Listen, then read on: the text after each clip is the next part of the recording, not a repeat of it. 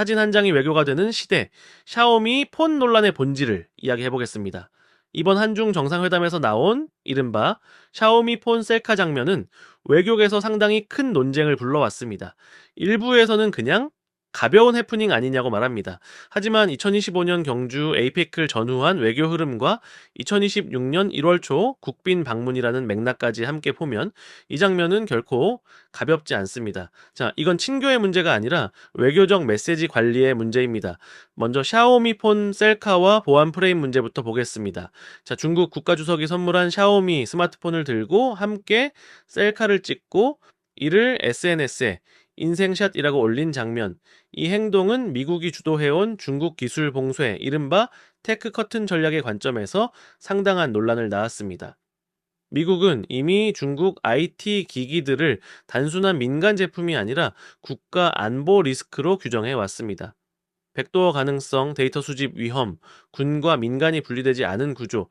그래서 미국은 이 문제를 각국의 선택 문제가 아니라 동맹이 공유해야 할 보안 프레임으로 설정해 왔습니다. 이런 상황에서 한국의 정상이 중국산 스마트폰을 들고 웃으며 농담을 주고받는 장면을 연출했다면 의도와 상관없이 이렇게 읽힐 수 있습니다. 한국은 미국이 설정한 중국 기술 보안 프레임을 동일하게 공유하지 않는다. 이건 보안 불감증 논쟁이 아닙니다. 동맹 관리의 신뢰 문제입니다. 여기서 중요한 점이 하나 있습니다. 국가 정상에게는 사적인 제스처라는 것이 거의 존재하지 않습니다. 농담도 기록됩니다. 즉흥적인 반응도 분석됩니다. 손에 든 물건 하나도 외교 신호가 됩니다. 그래서 이 사안의 본질은 특정 기기의 보안성이 아니라 정상 리스크 관리가 제대로 작동했는가 하는 문제입니다. 지금 시대에는 대통령의 개인적 행동조차 정책 신호로 해석됩니다. 다음으로 중국의 계산을 보겠습니다.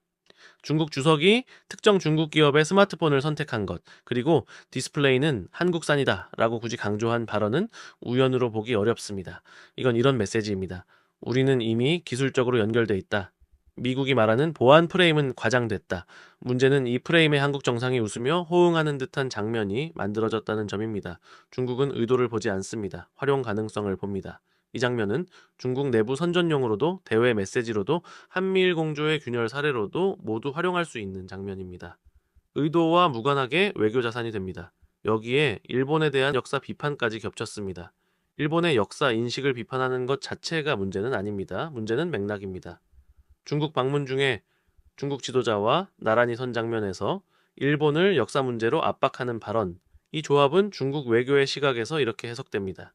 한국은 한미일 공조보다 중국과의 정서적 공감대를 우선한다. 중국은 한미일 삼각 공조를 가장 위험한 구조로 봅니다. 그리고 한국은 그 구조에서 가장 흔들기 쉬운 축입니다. 그래서 중국은 설득하지 않습니다. 논쟁하지도 않습니다.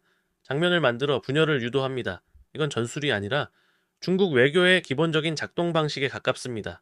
이제 미국의 시각을 보겠습니다. 많은 사람들이 이렇게 생각합니다. 미국이 화를 낼까? 하지만 미국은 이런 장면에 공개적으로 분노하지 않습니다. 항해 성명을 내지도 않습니다. 대신 조용히 계산합니다. 기술 협력의 우선순위, 정보 공유의 깊이, 전략적 신뢰 등급, 이런 것들이 눈에 보이지 않게 조정됩니다. 문제는 미국이 불쾌해하느냐가 아니라 한국의 전략적 신뢰 점수가 조정되느냐입니다. 외교는 항상 말이 아니라 신뢰의 온도로 움직입니다. 물론 정부 입장에서는 이렇게 설명할 수 있습니다.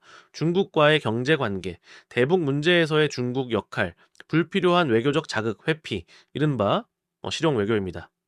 하지만 실용 외교에도 분명한 전제가 있습니다. 실용 외교는 원칙을 유연하게 적용하는 것이지 국제 질서의 프레임을 오인하는 것이 아닙니다. 이번 사안의 문제는 중국에 잘 보이려 했느냐가 아닙니다. 프레임이 완전히 바뀐 시대에 과거의 외교 감각을 그대로 적용했다는 점입니다.